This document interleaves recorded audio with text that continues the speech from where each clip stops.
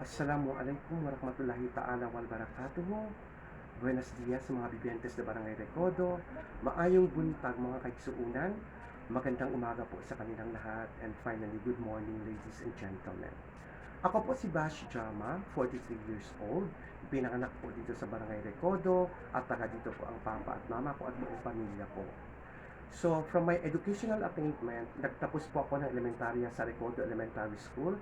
I graduated with highest honor. And then, I proceeded my secondary level at Ayala National High School. I was also one of the honor student. And then, when I went to college, I took BS Mass Communication major in broadcasting at Western Mindanao State University. So my work experiences are, in 1995, I was a volunteer of SK under the leadership of Al Najir Pakam, the former SK chairman. And then the following year, I applied for a job in mar fishing. I was hired as a quality control. And then in 1999, I went to Universal Canning Company. I was employed as a can controller. And then from that, in 1999 to 2002, I was already a event organizer in Barangay Recodo under the iconic Barangay Captain Pa Boy Aminula. Then after that, he assigned me as one of his barangay staff in between 2003 to 2005.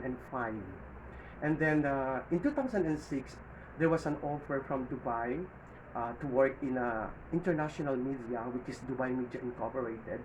So ginab ko siya, pumunta ako sa Dubai, nagkaroon ako ng trabaho doon as a production staff.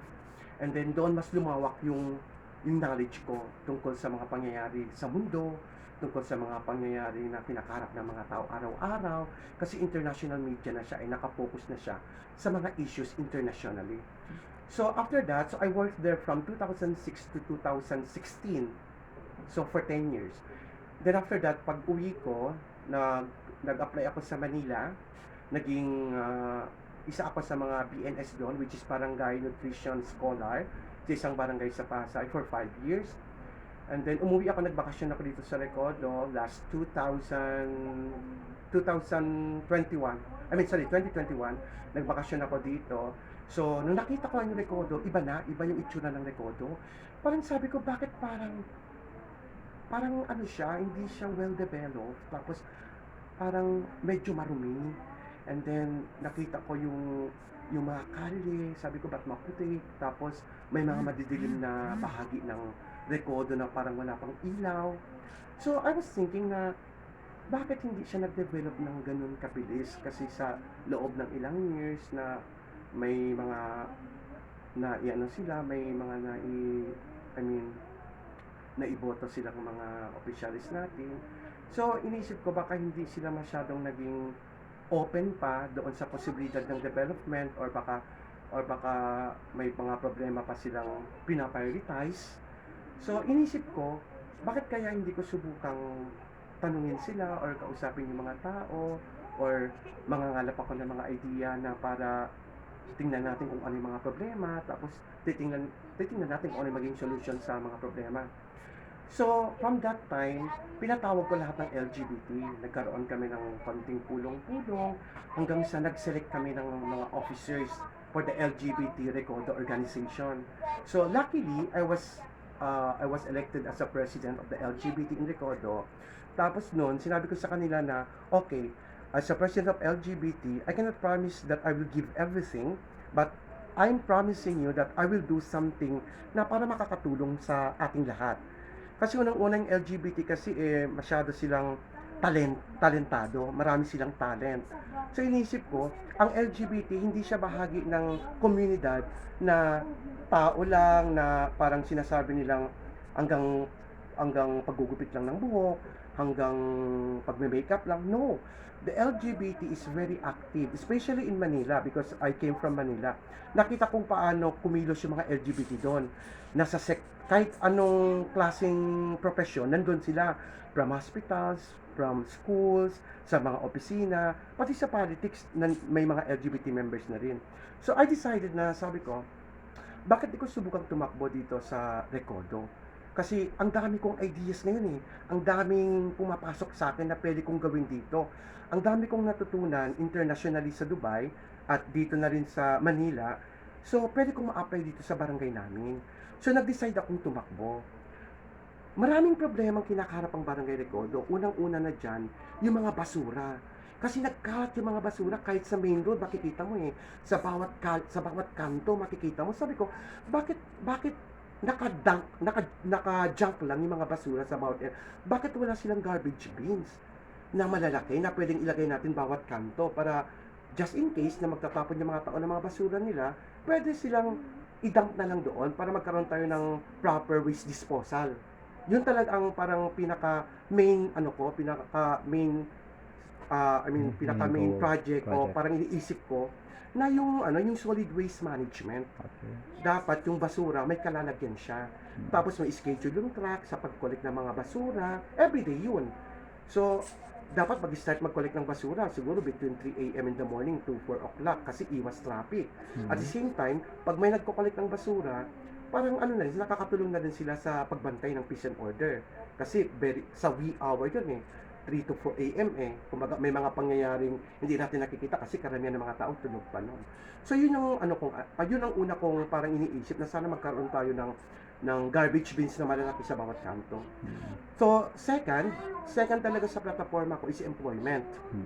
So maraming mga tao ngayon, maraming kabataan ngayon na parang inisip nila na ang hirap-hirap maghanap ng trabaho, tapos nahihirapan pa silang kumuha ng mga requirements dahil may mga dagdag na gastusin. So iniisip ko magkaroon tayo ng First Time Job Seeker Act.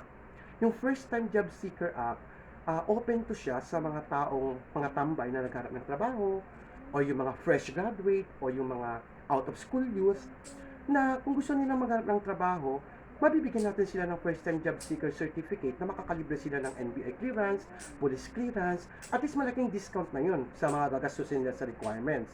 Di ba? Yun ang iniisip ko. So, na-try namin na to sa Manila and it works. Talagang malaking tulong to sa mga kabataan. Tapos third, yung peace and order natin. Kasi yung peace and order dito sa Recodo, actually hindi naman ganun kalala unlike before. Ngayon, medyo okay naman siya. Ang problema lang, ang dami kong nakikitang mga batang nagkala, tapos nagtotrouble, tapos nagko-cause ng problema sa kalsada. Ang iniisip ko lang, sana man lang is napalakas natin yung ordinance sa curfew. Para yung mga bata around 9 p.m. or 10 p.m. nasa bahay na.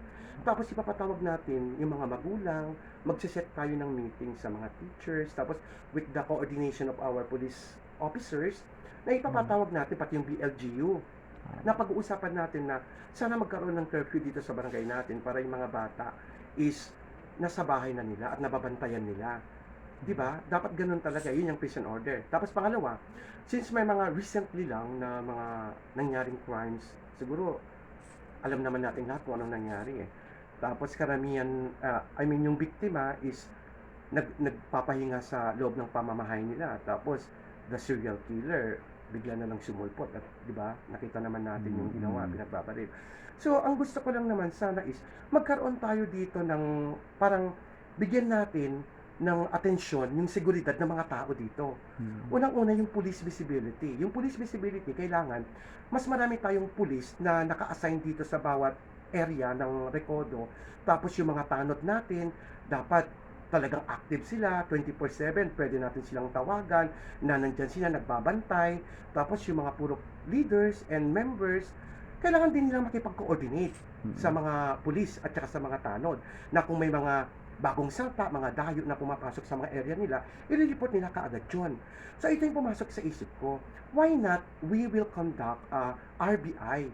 Ibig sabihin ng RBI, Records of Barangay Inhabitants, na lahat ng mga taong pumapasok dito or dumadayo dito, naghahanap ng mga boarding houses, nagre-rent dito ng mga bahay, is ilista natin sila, i-record natin yung personal details nila. Tapos bibigyan natin sila ng certificate of residency na at least dito na sila nakatira. 'Di ba? So, especially yung mga may-ari ng mga boarding houses, sila talaga yung responsibilidad na kung magpaparenta sila o magpapaarkila sila ng mga bagong salta dito sa Recodo, is kunan nila ng barangay clearance from their origin, o di kaya yung ID nila, yung mga number nila, yung mga personal details nila, kasi just in case lang na may mangyari, tapos involved doon yung isa sa mga borders nila, pwede natin silang habulin, pwede natin silang i-search. Di ba? Yun. Isa yun under yun sa peace and order. Tapos yung isa pang plataporma ko naman is sana sa mga activities, 'di ba? Every fiesta, every hari raya, Christmas, sana mag-participate lahat. Although I respect na may mga religious leaders kami dito kasi alam mo naman dito ang Recodo is majority dito is mga Muslim. So nirerespeto natin sila. So kung nakaka-ano naman 'yan sa paniniwala nila, puwede naman nilang ibigay sa ibang delegates, sa ibang council na para humawak dun sa mga aktibidades na 'yon, like fiesta, o di pa ubaya nila sa iba. Kailangan natin magkaroon ng mga activities kasi ang barangay, ipinagdiriwang talaga ang mga ganyang klaseng activities. Tama. Kasi kaya nga 'di ba barangay, may dapat may inauguration 'yan, Yeah. may ano 'yan, may pagkakakilanlan 'yan, araw ng pagkakakilanlan sa barangay. So ibigay natin yung kung ano, yung para sa barangay natin. Yun lang. So inisip ko gano'n. Marami pang mga fresh ideas na pumapasok sa akin na nakita ko sa ibang siyudad, sa ibang bansa, na sana is kung ma-apply natin dito, susubukan ko 'yan lahat, idadaan ko 'yan lahat sa proposals.